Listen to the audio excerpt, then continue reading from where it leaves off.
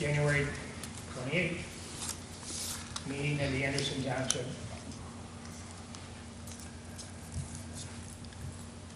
Zoning Commission. Item number 1, approval of agenda. I think I would like to make a motion that we defer item number 2, which is the election of officers, until our next meeting when there's a full presence of the commission at the meeting. All in favor? Let me second that motion. Okay. Anything else, Ann, on the agenda? Is there anything else? Good. I think we also want to hear maybe from staff. Do you want to include that, Paul, as an agenda item? I would, when we can add that. If I could then add, substitute, I guess I'll say, substitute in item 2 that we would have a discussion with our staff on meeting procedure. Okay, good. I'll second that motion. Paul? Okay, thank you. As you all are aware, in October, the Zoning Commission made a decision and heard an adjustment to the PUD plan for EME fencing on Batavia Pike. The decision was to approve the adjustment to that plan with conditions. One of the conditions was that the billboard on the site be removed at the end of the lease period, and that a copy of the lease be provided to staff. That decision was appealed by the applicant and the Lamar Advertising, the owner of the billboard.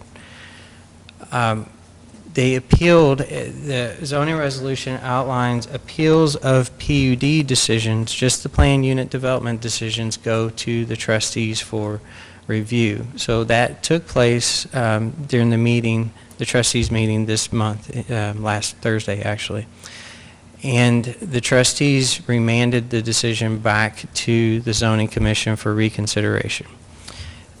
The main reason was that the appeal, once it goes beyond the trustees, would go to the Court of Common Pleas, whereas a zone change or a text amendment, the appeal goes, the decision is final at the trustees, and then there's a referendum to overturn that decision. But a decision of a PUD approval is appealed to the trustees. They have the option to overturn the Zoning Commission's decision, or in this case they remanded it back to the Zoning Commission, but then it also, the second round of appeals would go to the Court of Common Pleas. So any decision of the Zoning Commission that is subject to an appeal to the Court of Common Pleas, our legal counsel has advised us to, in our meeting procedure, to start swearing in any individuals giving testimony to establish a record, and somewhat conduct that hearing as a quasi-judicial hearing, very similar to the Board of Zoning Appeals. The Board of Zoning Appeals, they swear in anyone giving testimony at the meeting, including staff, to establish the record. That was not done at the EME decision, at the EME hearing. So that was one of the purposes the trustees remanded it back to the Zoning Commission so that record could be established. So tonight, and again, we'll refine this procedure, but this is just based off of the trustees meeting last week. We would like to swear in all persons that are planning to give testimony on Case 2-2012, which is a major adjustment to the plan unit development filed by Bill Martin on behalf of Tire Discounters. So did you all have any comments or questions about this? I think maybe the only thing that I would also add to that, Paul, is in acting as a quasi-judicial body, then parties from either side have the opportunity to cross-examine witnesses on the other side, as well as cross-examine staff who is offering testimony. They cannot cross-examine the commission members. And the only other comment I would make then is any exhibits that they might bring then become a permanent part of our record and stay here with the township. So if somebody hands you a picture, we keep the picture doesn't go back to the person. Okay. Are we able to swear in witnesses as a group, or do we have to do it each individually as they come up? Generally, the chair, and I have a statement that's borrowed from our Board of Zoning Appeals that you can read. And so anyone that is here to give testimony on agenda item number 4, which is Case 2-2012 Anderson, will stand and raise their right hand. You can swear them in as a group. we want to approve the minutes, or want to go to item number 3?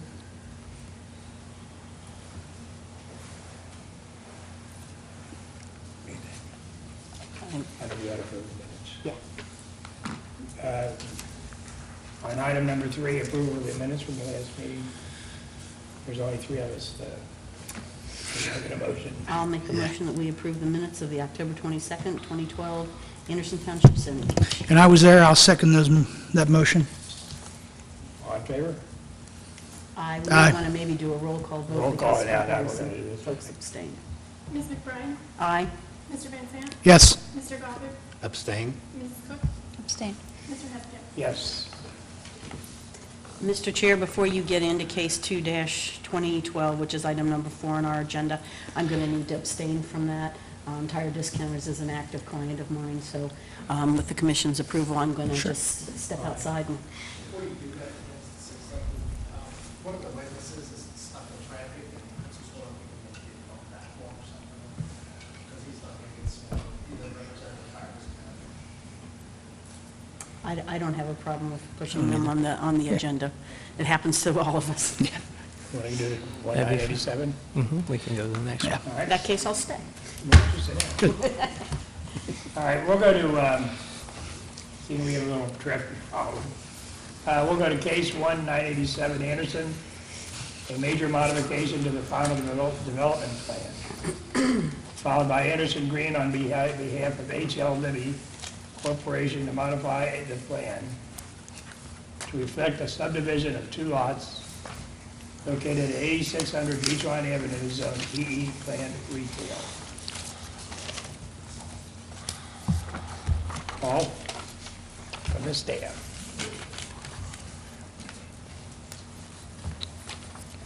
So, as Mr. Chairman stated, the property is located at 8600 Beechmont Avenue, and the zoning is EE, which is planned retail.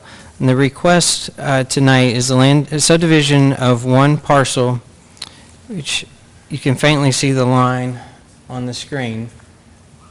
This parcel here subdivided into 2, which then creates a parcel without frontage. And all land divisions, or all parcels, there is a zoning requirement that they have at least 20 feet of frontage on a public street. And with the proposed land division, this would create a parcel without frontage.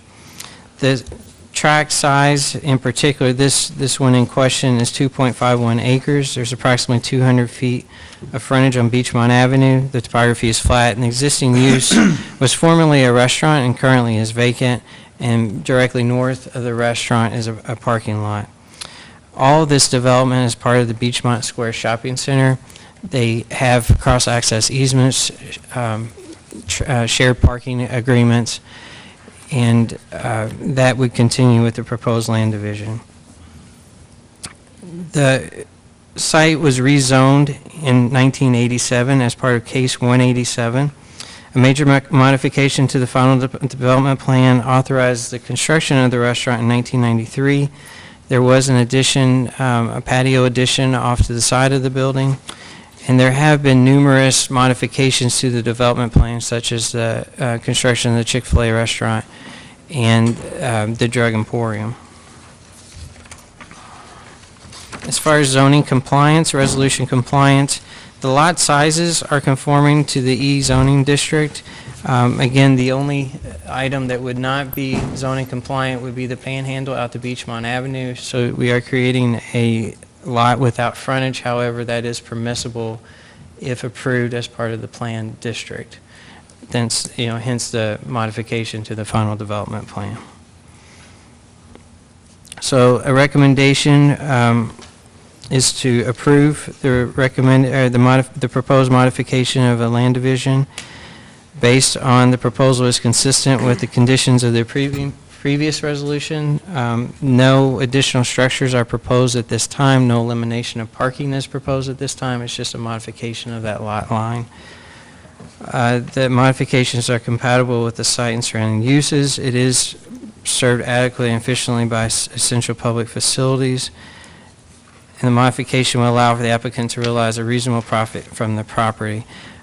Suggested conditions, which I got ahead of myself and I apologize. These are the site photos.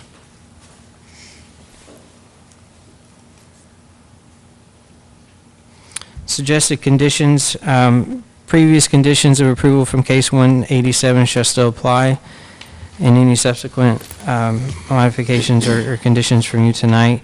And number 2, the amended and restated declaration of easements and covenants and reciprocal easement agreement recorded on June 20, 2005 shall be modified to incorporate the newly created parcel. Be happy to answer any questions. Is there any idea what there's going to be put there? No, that was not part of the application. At this time, it was just the creation of a new lot and the separation of the existing restaurant to create a separate pad, basically, for either a new tenant in that building or redevelopment of the site. So what happens to the parking? The shared parking agreements would transfer with any development that went there. Paul, do you anticipate any setback requirement problems with a new development? With the existing restaurant, no, and with the new, it would be, the site would be designed around the new lot. Okay. You can go back to the pictures. Sure.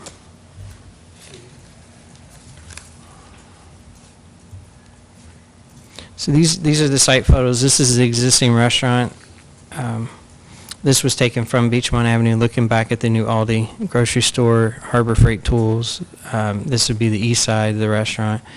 Staples. Again, looking at the back side of the restaurant. This is the parking area that the new lot would be created. So when you say new lot, I'm picturing the lot with a curb, grass.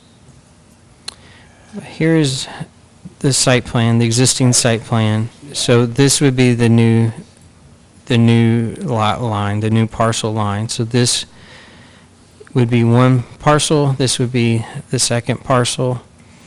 Currently, it's all one parcel. Okay, thank you. Mr. Chair, I just want to make two comments really quickly, and I should have done it before we hopped in, but we got into it so quickly. First of all is that Frost Brown Todd, which I believe is representing the applicant, is actually representing our firm as well in a collection suit. I don't know Mr. Green. I don't know which one he is. No, don't raise your hand. I don't know who he is. And so I think I can be fairly objective. The other thing I would make the commission aware of is I was the one that actually rezoned this back in 1987, but that was a long time ago, and I barely remember doing it. So again, I think I can be objective with regards to that. I was 10 when I rezoned that. I did that when I was in the 8th grade or 6th grade. I don't remember which. Just a couple of questions, though, Paul, that I did have. Is parking permitted as a principal use in the retail zoning district, okay, yes. so we don't have any use issues. And then are we creating any type of a non-conforming use? Because the restaurant, theoretically, I realize we've got the cross-park easements and so forth, but are we creating any type of a non-conforming situation relative to that lot? No. In the planned district itself, it incorporates the entire shopping center, and those shared parking agreements transfer from one to the next. Okay. And then the last question I have is, when they go then to cut this up, assuming that we approve that, and when they get to the auditor's office, or when they get to Hamilton County Regional Planning, will they be tripped up at all with the minor subdivision relative to the Panhandle? I did consult with them prior to this, and because it's part of a planned district, and if the zoning commission approves it as such, then they would approve it as well. Okay. All right, that's fine. I just wanted to make sure they weren't going to get tripped up later on. Chair, I've got a question concerning the two lots. The one that behind the financial institution appears to be a non-conforming lot also, with no frontage on Beechmont. This piece over here. Just behind that, to the north. Yes, that parcel. Is there any issues with having two lots non-conforming adjacent to one another? This piece actually was not part of the planned district.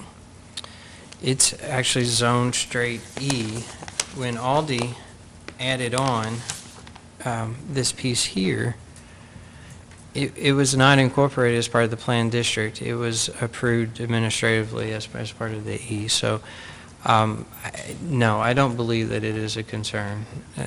Again, this is the part of the development plan for this shopping center, so it should not be an issue.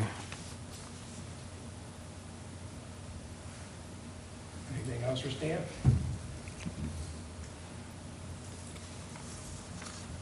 You have a motion? Do we want to hear from the Oh, I guess we did hear from the applicant. You state your name and address and Yes, I'm all the other, Anderson Green with the firm Frost Brown Todd. Address is 3300 Great American Tower, 301 East 4th Street, Cincinnati, Ohio 45202. We agree with everything that Mr. Drury said today, the staff report. I'm happy to take any questions that you might have.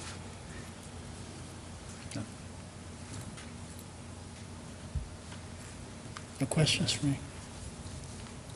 Okay, thank you very much.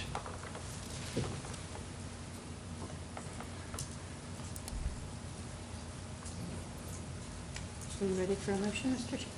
Sure. From the audience? is there anybody from the, anybody out from the audience like to speak for or against this application? If not, then we'll close the public hearing. And can I hear a motion from someone from the board?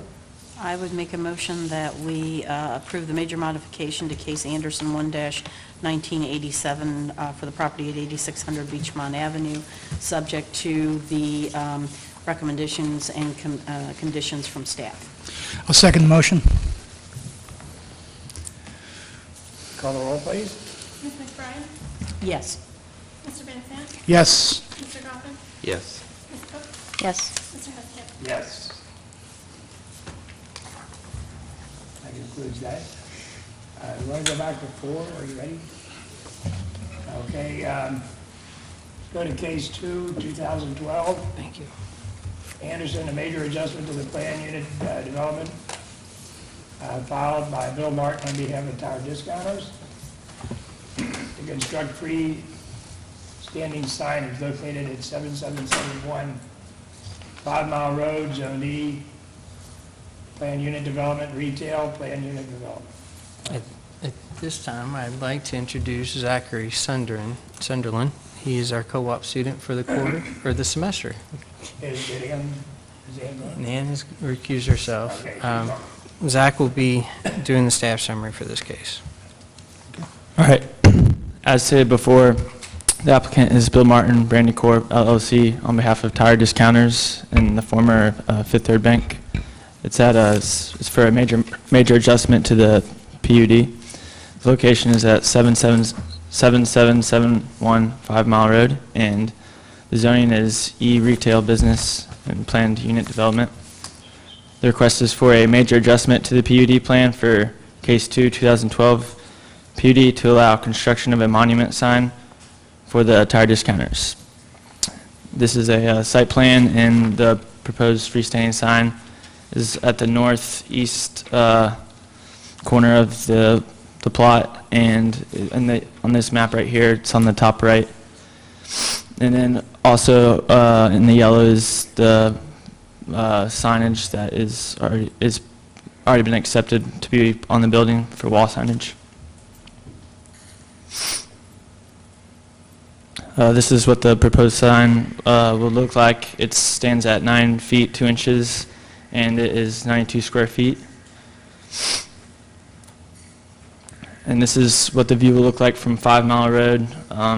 As you can see, there's wall signage on the top right, which will be shown from the intersection of 5 Mile and the entrance to the 5 Mile shopping district. And then this is the view at the corner of that as well, showing the signage, and this is the elevation. This is what the parcel looks like. Like I said, 771 5 Mile Road, and the sign is proposed to be on the top right of at the corner of the intersection. As far as the zoning resolution compliance goes, since it states that one sign is permitted for every 400 feet of street frontage on each premise, and a premise is defined as any tract or tracts of land which comprise a single integrated development or use of such land. So the premise runs about a little bit more than 900 feet, so this allows for 2 freestanding signs on the premise, And as of now, there are already 3 freestanding signs on the premise, as shown in the picture. You have the 5 Mile Shopping Center sign, the Outback sign, and then the El Ranchito. The 5 Mile Shopping Center sign is already non-conforming because it is because of the size of the sign as well. These are some of the photos that we took. The top left shows the location of the proposed sign. The top right shows the existing signage across the street for the Anderson Town Center. The bottom left shows from across the intersection the location of the proposed sign. And then the bottom right photo shows the location of the proposed sign coming from the existing Fifth Third Bank. This is just the zoning resolution compliance. And then the staff recommendation is that for variance for freestanding sign should not be granted and the major adjustment of the PUD plan be denied based on the following variance criteria. The property in question will yield a reasonable return and there can be a beneficial use of property without the variance. The building and its wall signage has a high visibility at the signalized intersection of 5 Mile and the shopping center. The variance is substantial. The premise currently has 3 freestanding signs when 2 are permitted and one of those signs is not confirming due to its size. The essential character of the neighborhood would be substantial altered. A non-conforming sign that was located on the site was removed, which was for the Fifth Third Bank, and permitting another sign to be constructed would be contradicting to the efforts in bringing the premise closer to compliance with the zoning resolution. The property owner purchased the property with knowledge of the zoning restrictions. The property owner's predicament can be feasibly obliviated through some method other than a variance. The owner is proposing 124 square foot of wall signage on the 5 Mile Road and shopping center entrance facades, which was shown before. Spirit and intent behind the zoning requirement should not be observed. A unified premise is encouraged to share signage on fewer freestanding signs in order to reduce sign clutter along the street. The Anderson Town Center on the east side of 5 Mile removed the former non-conforming Beechmont Mall signs during its redevelopment. And then the 5 Mile Shopping Center removed one of its signs, the Fifth Third sign, which was a step in bringing the west side of 5 Mile Road into compliance, enhancing the 5 Mile corridor. Are there any questions? Paul, what was the nature of the Fifth Third sign that was removed? It was not pole sign? conforming as well. It was a pole sign. I don't know the exact height, but it was taller, or as tall as the 5 Mile Shopping Center sign. I don't have any questions. Staff?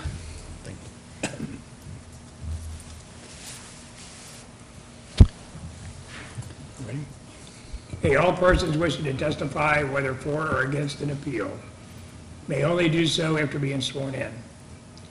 When testifying, each person must come forward to the podium after being recognized, speak into the microphone, and state their name, address, and any affiliation with the case. All persons testifying will be limited to 4 minutes unless a board member requests additional time.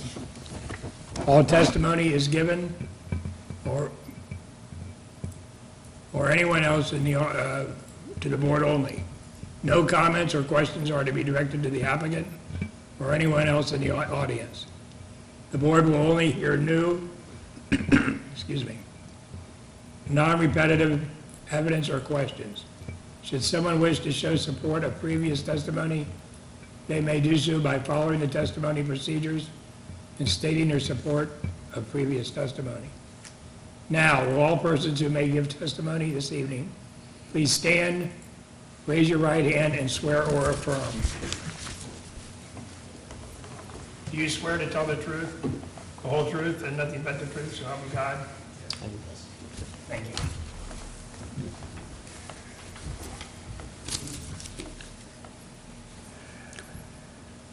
Hear from the applicant, please.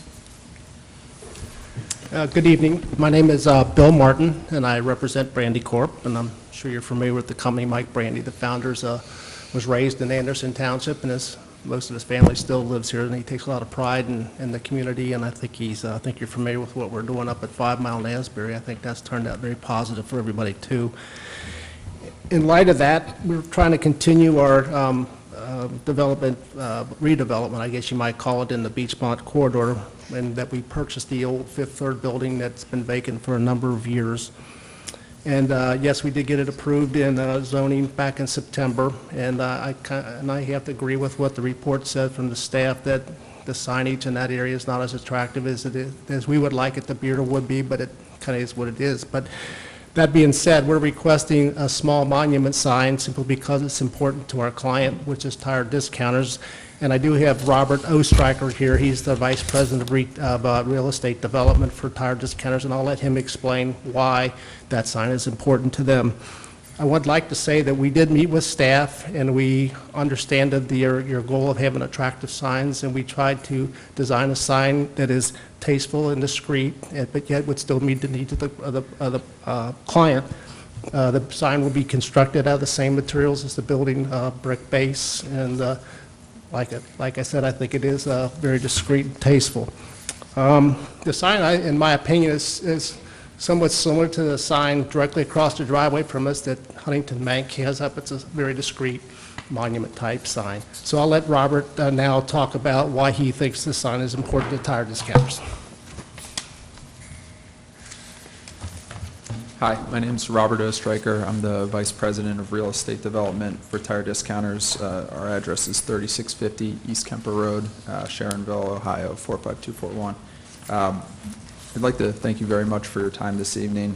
And simply, the sign is part and parcel of our company's identity. I'm sure at least some of you have seen the witty quips on our changeable copy signs around town, including our other store in Anderson Township on Beechmont. And I'm sure for some of you, like many other people around town, your recollection of those quips is part of how you identify and relate with Tire Discounters.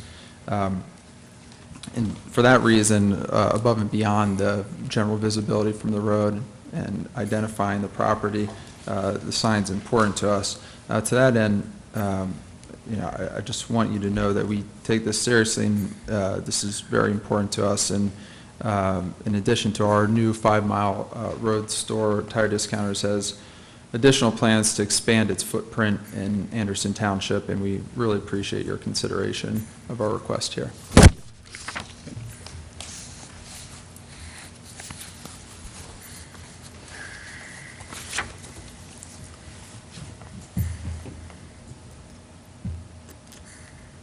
Any questions?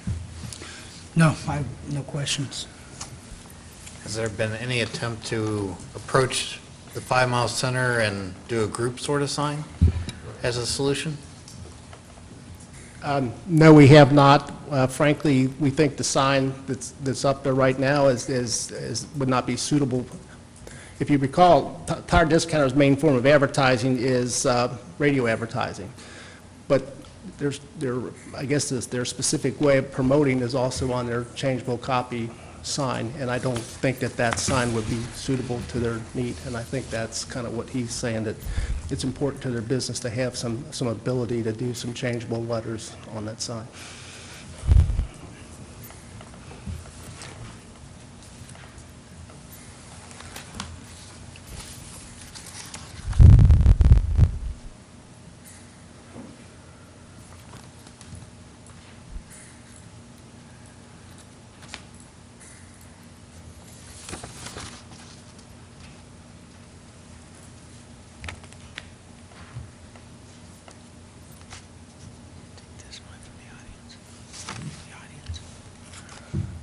Is there anybody from the audience wish to speak for or against?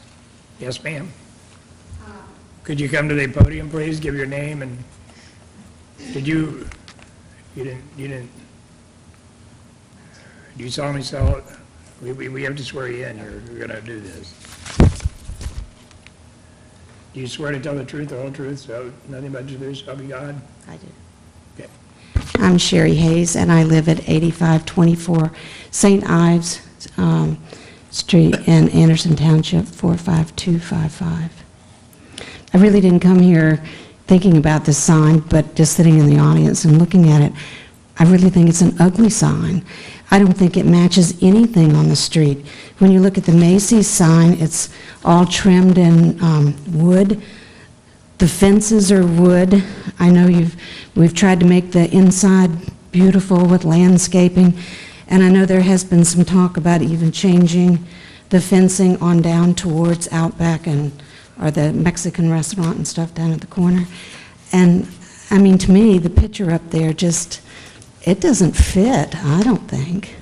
I mean, maybe the brick matches the building, although, as I see, if this is the building in the picture that the Tire Discounters is going to be in, is that the building? It's a new building. Okay, they're going to build a new building, and it's going to be brick. So it might match the building, but I think out on the street, it doesn't match anything along the street. I mean, that's just my opinion, and don't have anything against Tire Discounters at all, and I'm glad you're expanding, and that would be nice, but I think your sign doesn't match the rest of the road.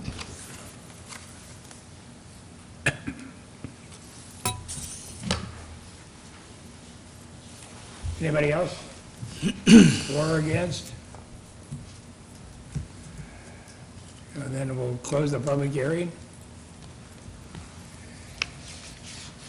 Mr. Chairman, I'd like to make a comment. Okay. You know, we spent a lot of time in the last 1 to 3 to 5 years on this commission reviewing corridor plans and plans of that nature. And it's hard in a period of transition like this to sometimes make tough decisions to get into compliance with where the township trustees, what some of the visions are for this community. And I just want to mention that, in a case like this, is a tough case to say, no, we're not going to have another sign on 5 Mile Road. There may be other options, but I just want my fellow commission members to know that, I think these are the kind of cases that are supportive of some of the planning that we've been doing along Beechmont Avenue. I've looked at the building renderings, and that's a pretty visible building.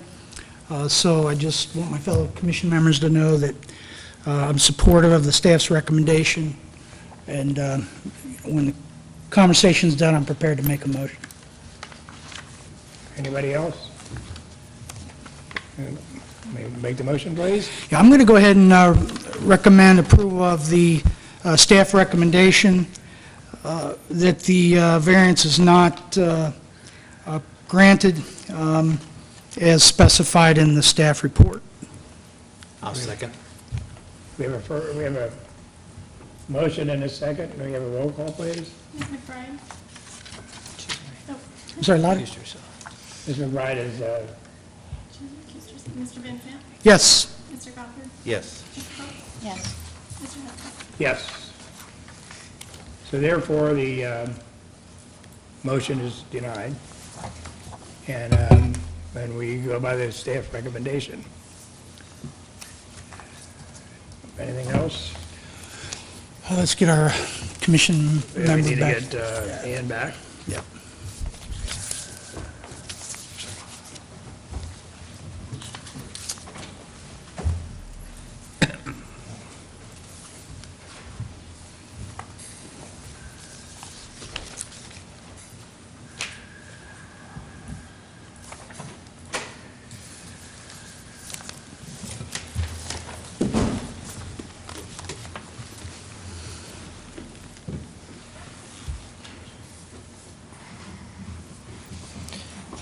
The next case will be case 1, 2012 Anderson. A request for a zone change from B residence to 00 planned office for property located at 7572 State Road, and a modification to the final development plan for case 1, 2005, filed by Bluegrass. Can't tell I was in Kentucky today, can you? By Burgess and Nibble, on behalf of Mercy Hospital Anderson. The applicant is requesting authorization to modify the final development plan to reflect a new patient tower, as well as changes to the parking area for property located at 7500 State Road. Zone 0-0, Planned Office. Hear from the staff, please. So as Mr. Chair stated, there are two requests tonight. One is for zone change from B, single-family residence, to OO, which is planned office. And the second part of the request is a substantial modification to the final development plan for the hospital, which was originally approved in 1982. The portion of property that is being requested for the rezoning is this parcel here in the shade, yellow shade. The blue is OO, which is planned office, and the yellow is B, single family. So this parcel here, which panhandles out to state, is the parcel identified as 7572 state, which is parcel 14, page 214, parcel 14. And then the remainder, the second request, again, is a substantial modification of the final development plan. This is the zoning plat for the proposed rezoning, again, that's shaded in dark gray. And then the final development plan, if approved, the zone change of that parcel, if approved, the final development plan would be modified for the entire hospital property.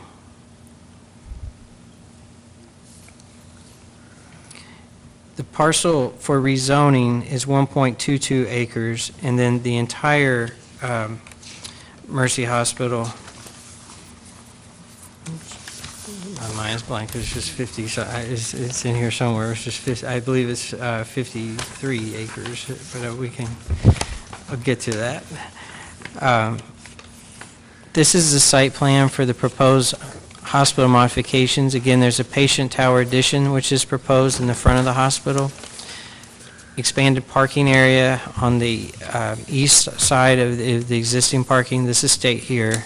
This is the main entrance into the hospital. This is the main entrance into the Healthplex property.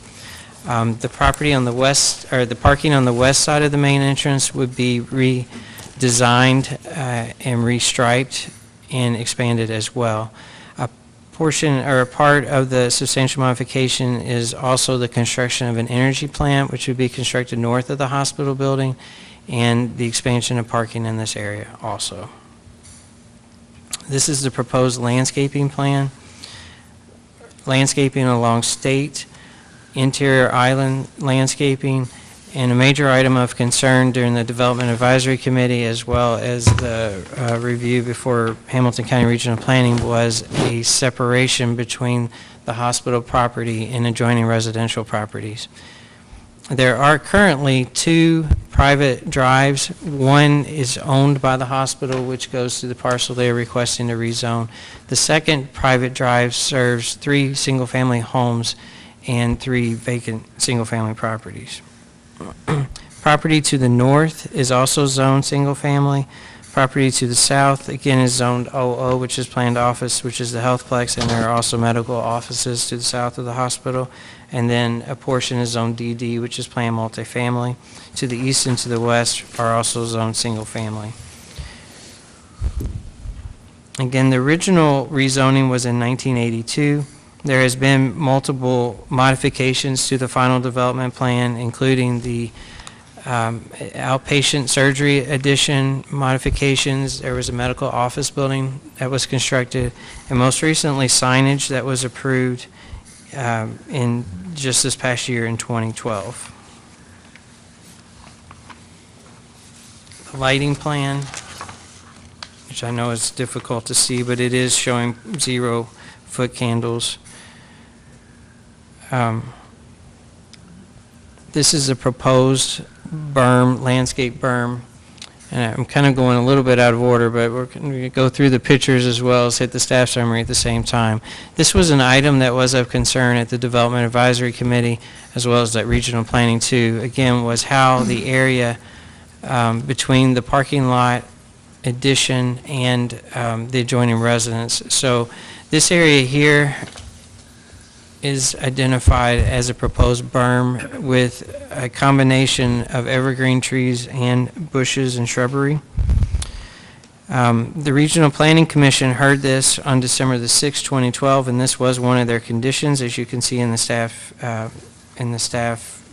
report. There were 6 conditions. One was that it comply with the Hamilton County Thoroughfare Plan. that the landscape plan complies with interior vehicular use and streetscape requirements, a substantial landscape buffer. In the regional planning's conditions, they recommended a solid fence included with the mounding and the evergreen tree, canopy tree, and other shrubs. One of their conditions was that the lighting plan comply with a 0.0 foot candle at the property line, which is more stringent than the township's zoning requirements. Our zoning requirements are 0.1 foot candle at a residential property line. That all parking spaces and drive aisles configured as part of the expansion be designed to comply with Anderson zoning, and that the site plan be revised to indicate 28 bicycle parking spots. The agency reports received, let's see, let me go through the elevation drawings as well. These are the proposed elevation drawings of the tower addition. And then these are the site photos. These are the existing buffer between that row of parking and the adjacent residential properties. This is the parcel that is proposed to be rezoned, looking back at the loading and service area of the hospital. This is just looking at the front of the hospital and the area with the proposed tower addition.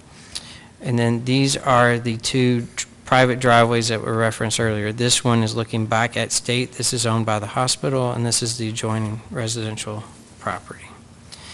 As with any zoning change and substantial modification, we do route these out to the various county agencies that would review. The county engineer's concerns were that the owner must dedicate property in accordance with the Hamilton County Thoroughfare Plan. This was done in 1982. It was just unclear of if it was recorded properly, and it's not shown necessarily on this, but the site plan that was included in your packet does identify the area that would be dedicated to the county as part of the thoroughfare plan. The other concern was the panhandle that is being purchased, that right-of-way be dedicated on the panhandle portion. So the applicant has submitted plans that are compliant with that condition. Planning and Development Stormwater, the report has not yet been received. The Metropolitan Sewer District confirmed that there were no objections from Anderson Fire and Rescue, no objection from Hamilton County Soil and Water. ODOT had no objection, although it's not on the state highway. Again, in more detailed analysis would be provided as far as water and sewer and gas. One of the other concerns with the county engineer was the proposed service drive that would have a separate curb cut off of state. The applicant did traffic analysis, and they've dropped that request because their traffic analysis recommended not to install that, and the county engineer was recommending against that as well because of site distance.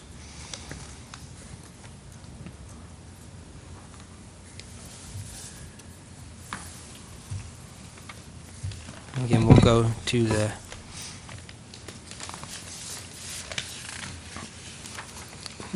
findings in your staff report, and we covered this a little bit with the future land use change.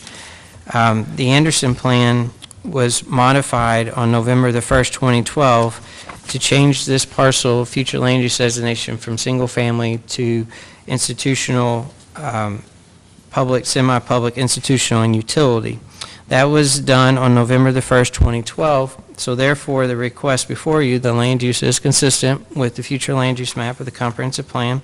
It's also, we've identified in the staff report the areas under the Anderson plan where we feel like this request is compliant, not only the zone change, but also the substantial modification, and we won't go through those in detail. It did talk about suitability with the surrounding properties, pedestrian connection, providing healthcare, quality healthcare within the township. All those are included as part of the comprehensive plan. As part of the zoning resolution compliance, we outlined items that the site plan was not in compliant with the zoning resolution. Most of those have already been addressed, and the applicant has agreed to address them all with the final development plan. for the most part. There are a few items that still need to be discussed, such as the existing parking aisles and the existing parking lot. Some are not compliant. They're not 9 by 19, and the drive aisles are not 24 feet wide, but that is something that can be addressed at the final development plan level. The loading area is in the back of the hospital. It just needs to be identified on the site plan. Again, we talked about the foot candles. They're identifying an area 0.0 foot candles at the property line, which is above and beyond what the zoning resolution requires. The lighting posts have been adjusted. The landscape plan has also been adjusted. And then a detail of the retaining walls would come into play once the final development plan is reviewed. Again, the density is consistent with the comprehensive plan and the surrounding zoning. The area north of the hospital, north of the creek, is proposed not to be disturbed, so all of the development is focused south of the creek on this property in particular.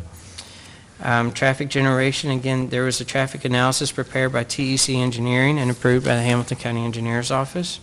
Internal circulation, vehicular and pedestrian, we have identified in the staff report where we feel that identification of pedestrian circulation needs to be more clear. We talked about a pedestrian connection from State north through the property in compliance with our Anderson Trails plan, which identifies a sidewalk along Wolf Angle. Now, whether that's done via an easement at this point in time or some point in the future, staff was recommending at least a minimum an easement be provided for that pedestrian connection through this property.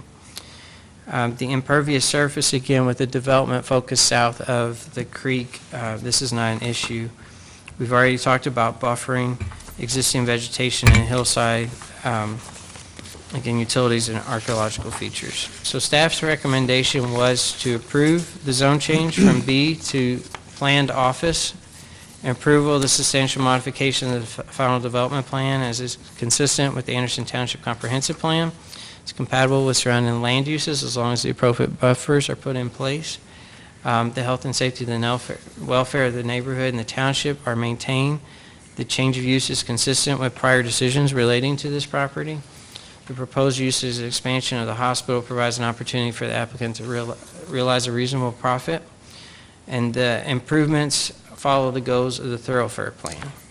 These are the conditions that staff is recommending be considered.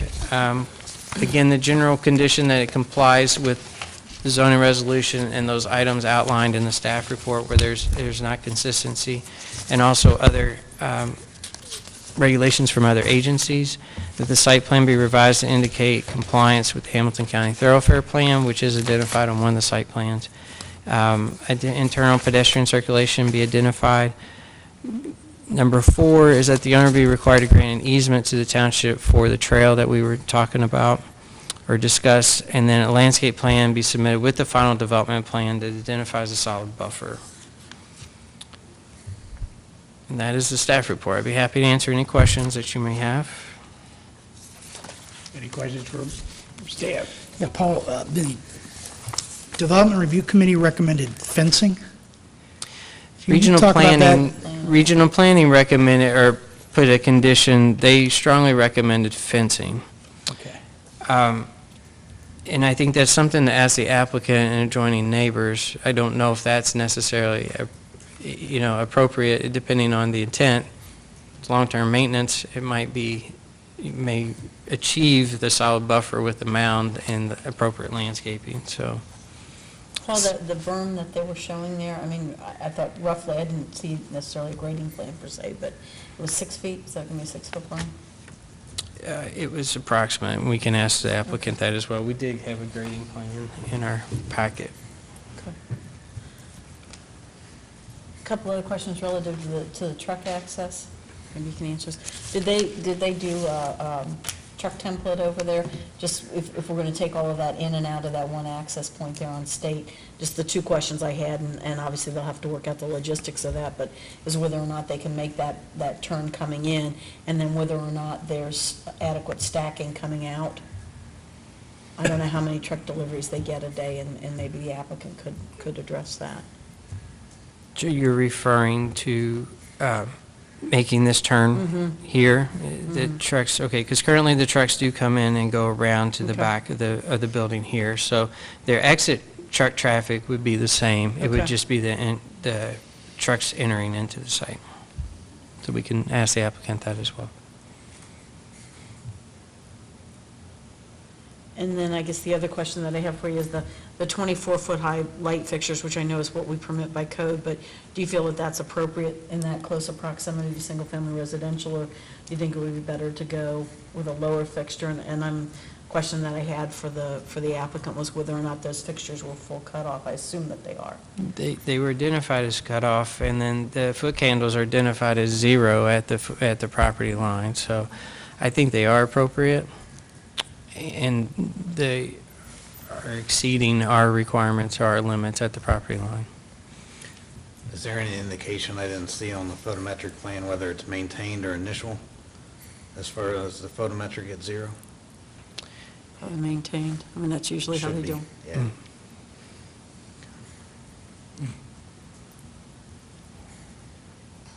Anything else? No. Would the applicant like to step forward and like to raise your right hand, please? And we don't need to do that. Oh, we don't need to do that. No. Okay, way to go, thank you. Well, this is what's great about having a guy that's going around. Keep you in line, right? My name's Jeff Graham, and I'm the president for Mercy Health East Market Hospitals, and including Anderson and Claremont Hospital. And I just want to say today's a big day. It's another step closer to really being able to bring a really nice addition and upgrade to the facilities that we got there. You know, reflecting back, you know, talking about zoning dates, 1982, 1984, a lot of things have changed in healthcare since 1982, 1984, and all the things that we've been able to do, and this hospital has been a great part of this community, and we plan to continue that journey and make it the best hospital that it can be and provide the very best care and keeping that care close to home. So the new patient tower and other amenities that we'll be putting onto the facility are very much needed and long overdue, and we're excited about that. So we appreciate the consideration of this committee and helping us on our journey to bring new facilities here to Anderson Township. Thank you. Anybody for, another for? This is Steve. He's for, yeah. Okay. Well, I know that, we just have to ask the question. Steve Smith, with Burgess and Eiffel, 312 Plum Street, Cincinnati, Ohio. A couple of questions you had I can answer. As far as the turning radius, we did run a template. Obviously, State Road intersection is where all the service vehicles come in, and they do come in during the day. And we have run the turning radius and have widened the pavement appropriately to utilize the basically service drive, the outside drive, when we build that particular driveway. So those all work, and they are vary from single unit to semi trucks that come in during the day to do deliveries to the loading dock area. As far as the landscaping, it was mentioned a 6-foot high grading. We have about 35 feet from the edge of parking lot to the property line. So the berm is not, the final size is not determined. It's probably going to vary between 3 and 4 feet with an evergreen, a shrubbery topping or trees topping to get that additional height is what they were really looking for. And we'll be able to create that buffer that will cover the car lights as they go through, which are approximately 3 feet off the ground. So what we initially want to do is cut off the lights, but also put the evergreen shrubbery similar to what Anderson Center has at the top of the big wall here coming down from the park and ride that will enclose that most of the year, and we'll have the evergreens plus the deciduous trees in those particular spaces so we can provide the best coverage for the neighboring properties as we can. I just have one question. Yes. On your turn, when you turn in, Yes. what's the largest size truck you could pull in? I think we did a WB50. A WB50, 50 So foot. 22, 26 foot, 10 foot, 30? Oh, that'd be a 50 foot A with a semi? semi, yeah, without a cab, without a sleeper. Okay. Thank you. I just had, I mean, I used to drive them, That's so, right. you know, It's a non-sleeper truck. yeah, the old Coca-Cola truck, you know. Yeah. just a couple of questions relative to the landscape plan.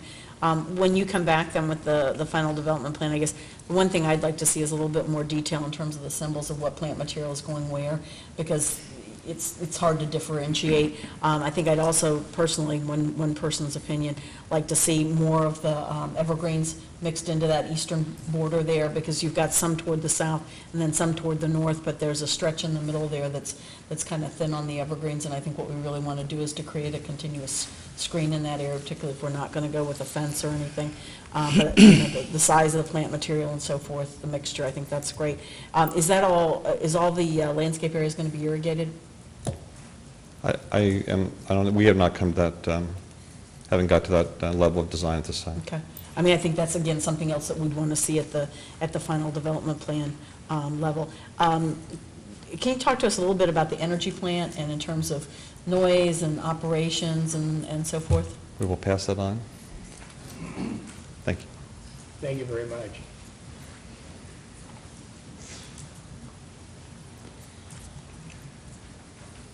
Hi, I'm Brett Oberholzer with Champlin Architecture on behalf of Mercy Health. Address 424 East 4th Street, Cincinnati, Ohio, 45202. Regarding the energy building, it is constructed for emergency power only. There's emergency power and switchgear. The building is sized to for the eventual full backup support of the hospital. The current configuration would have a single generator, diesel powered, and we have done preliminary sound analysis and are in full compliance with the 52 decibel at the edge of the property. The generator is placed inside a building, which is the first level, insulating louvers for the air intake, and the discharge is the movement of the air to cool the generator, which is really the biggest part of the sound, comes from the west and exhausts to the, or comes from the east and exhausts to the west, away from residential properties. So we're confident that we're not going to have any issues with sound. So this is really just an emergency Right, energy facility? right, and the formerly monthly testing, with some concerns that have been raised more recently, testing is more frequent, but it can be daytime testing, and it's only My intermittent. next question. I was just going to ask you that, because having done a lot of work with generators, that the testing can obviously be a little loud, and that be limited to the daytime hours, I think would be appropriate.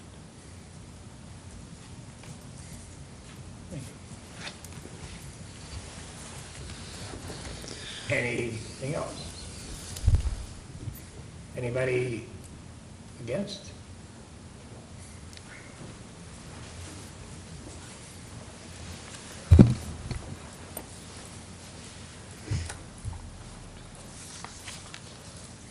Steve Phelan, 7588 State. And just a question about the two homes that are currently there. One is a nun's retirement residence, and one is the home that's on the property that I believe is going to be rezoned. And the question was whether the rear home, the northernmost home, would be torn down anytime soon. Problem being that there's been some vandalism and drug use, we believe, inside the facility, which is not really secured adequately. And I'm just curious as to when that might come down. That's my only question.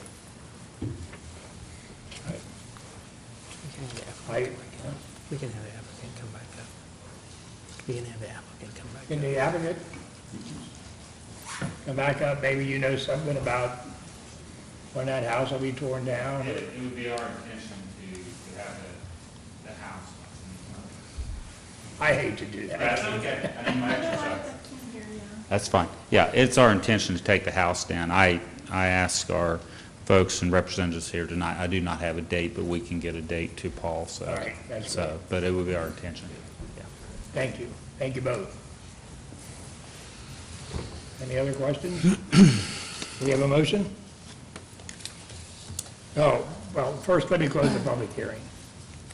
Now, can we have a motion? I would make a motion, and I'm assuming, Paul, you want these in two different motions, one for the modification because it's separate case numbers. Yes, please. One quick question, though. Should it not be case 1-2013, Anderson?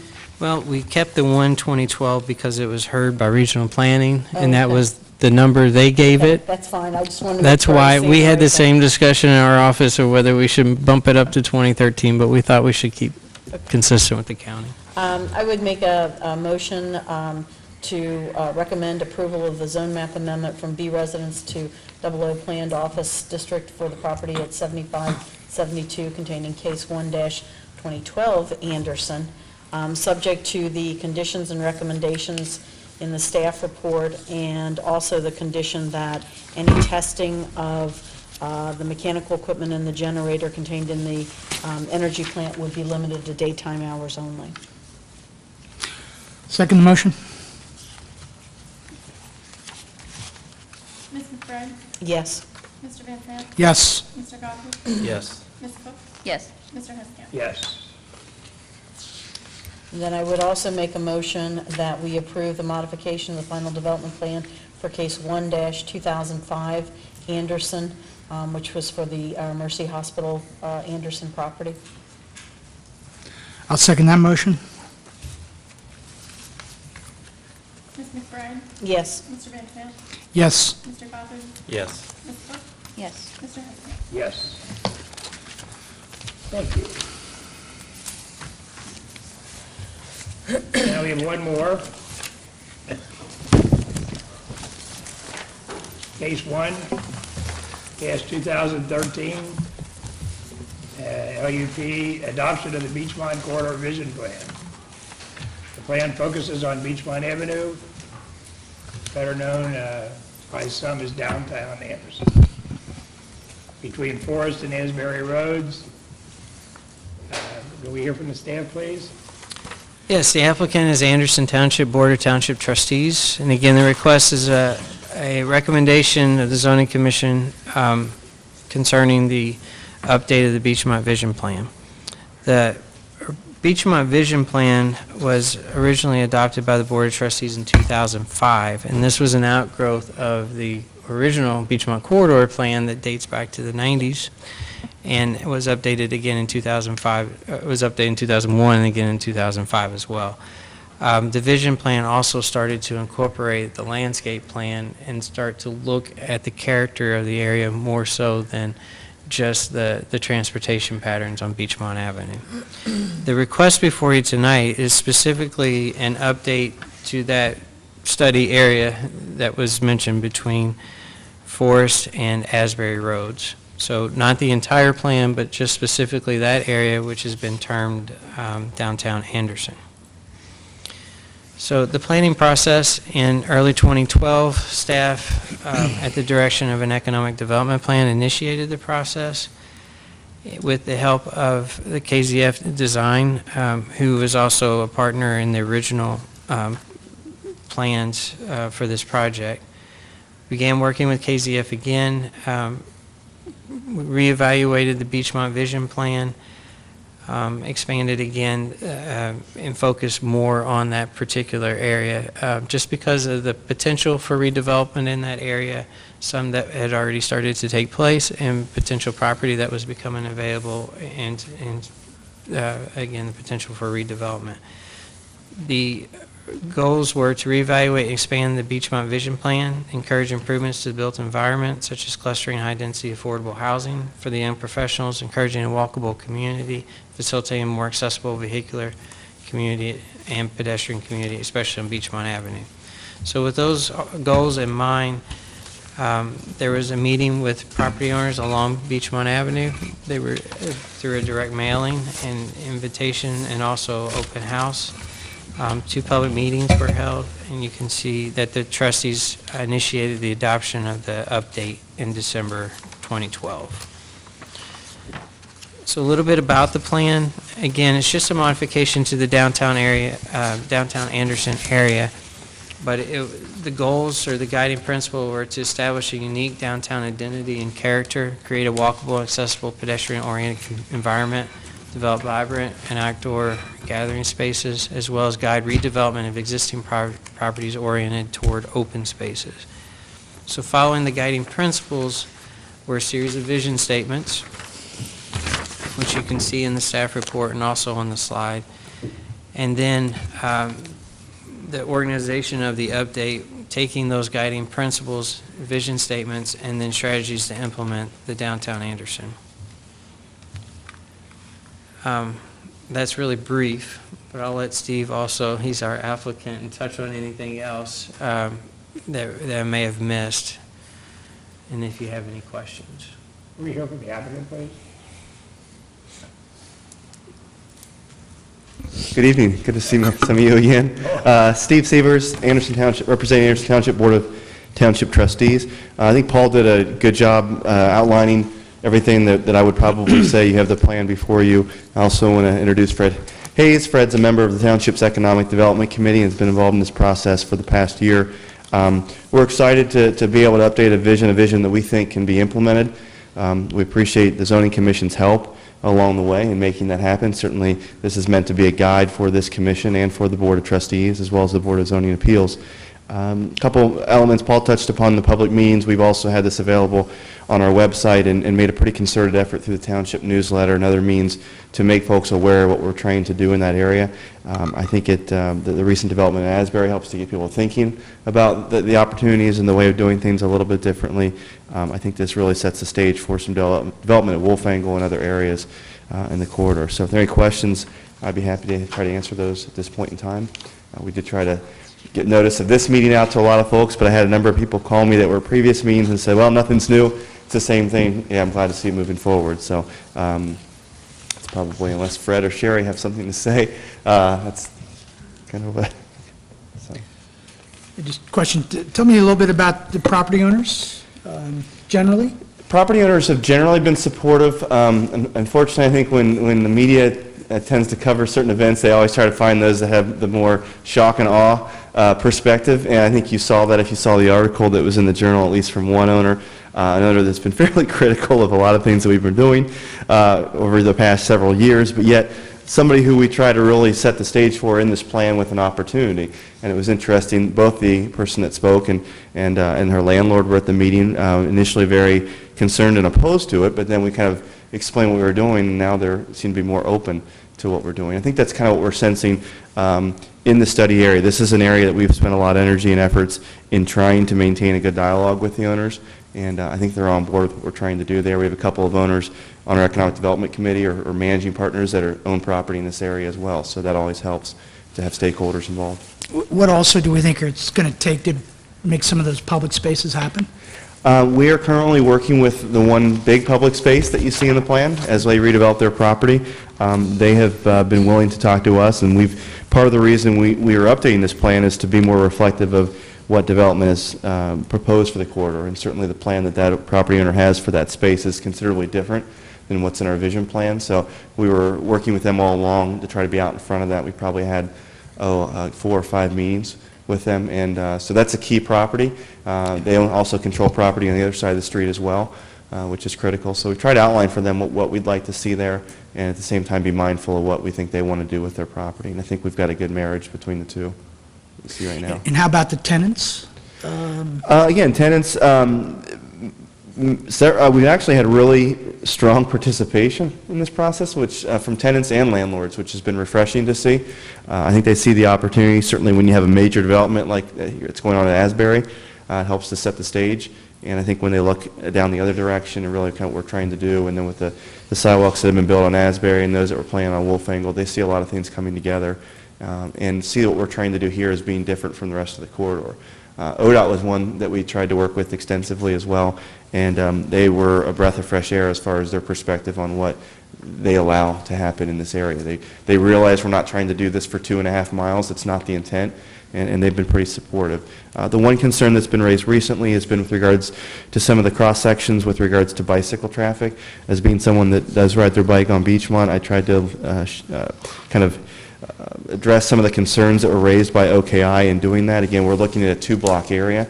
We're still providing a 2-foot shoulder. We still have outside travel lanes that exceed minimum standards. So we think the overall development and the overall vision really addresses, rather than just looking micro at bicyclists, we look at everything that's happening there with eliminating driveways and getting more pedestrian activity. In fact, getting pedestrians out of the bike area, which is one thing that we struggle with. It's not always the cars you're trying to avoid, it's pedestrians that are walking in that area as well as a bicyclist. And the fact that you have a 5-foot area, that 3 feet of that currently is pretty much cluttered with debris or rocks or everything else. You don't ride in that area anyway. So we're working through that. There's a recommendation for the possibility of some sharrows. We're going to be exploring that on Salem Road with some pavement markings we're doing in the spring.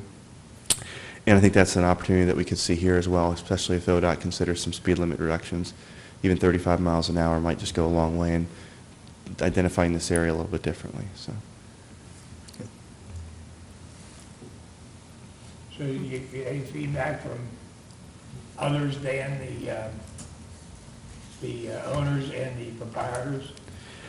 the meeting we had in this room back, it was a public meeting at the end of September, I believe it was. This room was filled, and I would say it was probably 50% owners and business owners and folks in that quarter, and then 50% just general residents that were showing up, some from the Arlington, the Forest Park neighborhood, which is Arlington and Columbus, and then others that are just live in the community and want to see kind of what's going on in the area.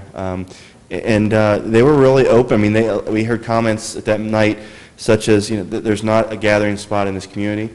They really were excited by the opportunities presented at Wolf Angle, but even some of the other areas. And, you know, you'll see that with BW3 and some of the other properties as they redevelop, just the addition of more streetscape activity. They may not be walking on the roadway, but that you can drive your car and see people rather than just seeing other cars and buildings. That goes a long way into helping to do that. Folks that live off of the streets that can now walk up, particularly Asbury, and I think there's some real opportunity as we start to make some connections on Wolf Angle as well. So it's something different, and again, we're not trying to say you can't do this, but we're trying to encourage some uses, maybe in some other areas on Beechmont, and encourage more pedestrian-oriented uses here. Again, we're not trying to control the market, we're not trying to change the zoning. That's not to say if a car or auto-oriented use comes forward, we're going to be opposed to that. It's just that they try to be mindful of how they can develop that site in the context with the rest of this corridor. So, you know, I guess the biggest question that I have is, I guess the last 3 years, 4 years, 5 years, whatever it's been, we've promoted or allowed or have people say they're going to tear this building down or not tear this building down and rebuild and do all this. I've seen none of that happen. You know, and I'll give you the good ones, Hollywood. That was going to happen right away. It's been 2 months and there's not one. And you guys did all the work. I mean, you put a new driveway in for them, you've done everything, and there's not one brick moved. And, you know, you wonder sometimes, are they really, you know, are they up to the task? And, you know, and sometimes you wonder. That's my biggest. sure. You know, and then other people come to say, well, what did you do? We saw you on TV and you did this, this, and this. What happened? Well, I think if you look at the site, and we just had a ribbon cutting last week for First Financial, you look at what that site has done as an example. You know, this commission went through and approved a fitness facility for that site, Right. and it didn't happen, and I think the end product is much more in concert with what we had in our original plan and very much in this plan, to the extent that the developer and the people that are going onto that site say, wow, this is just a whole different way of looking at how it's done. And you know, that developer in particular is now looking at other communities where they're exploring a similar concept. So we can't speak to all those. Some will be strained out through the process. You know, Tire Discounters is another one. We had them earlier tonight. Hopefully they'll proceed forward. But trying to give you all the tools to what the public and what the staff and the board wants to see is what we're trying to do here. First Financial is fantastic. I think compared to what we initially did with the gym, with the fitness center, Fitness. I mean, yeah, this is 100% better, but, no, I mean, you know, some days you wonder, you know, you give all these variances and you tell them, yeah, this is great. Township goes and spends money building the road. No, Hang in there, Harry. Just hang in there. I just thought I'd bring it up, you know. I think that it's significant that we do obviously need to have a vision, particularly for this part of Beechmont. The only thing I would caution the commission and others on is that it is a plan. It's not a code, it's not a law. As we like to say in the planning business, that it's cast in jello, not cast in stone. And so that when we do come to look at sites that are contained within this area, we need to certainly take into account the recommendations and the forethought that was put into the plan, but recognizing that, for example, topography was not taken into account when the plan was done, and that we're going to run into some of these physical kind of issues when we go to start to implement them. So, you know, that would be my only caution on that. You know, I think you and your group has done really great work. As a resident of Anderson for a long time, I think it's great. And we know you guys for a long time, and it's good to see people involved. With that, Mr. Chair, if you're ready to entertain a motion. I am ready to entertain a motion.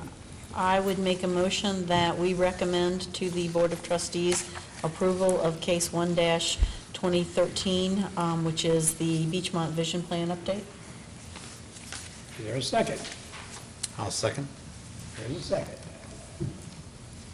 Ms. McBride? Yes. Mr. Van Sant? Yes. Mr. Goddard? Yes. Ms. Cook? Yes. Mr. Huskamp? Yes. Is there anything else? Paul, before we go, No, we anticipate in February to hear EME fence again, and we'll provide information to you with the packet, the regular packet, and there may be another case or two, so just kind of reserve that date. that date will be, February 25th. can't look forward to that. Do we have a motion to adjourn? Motion. Do we have a second? Second. All in favor? Aye.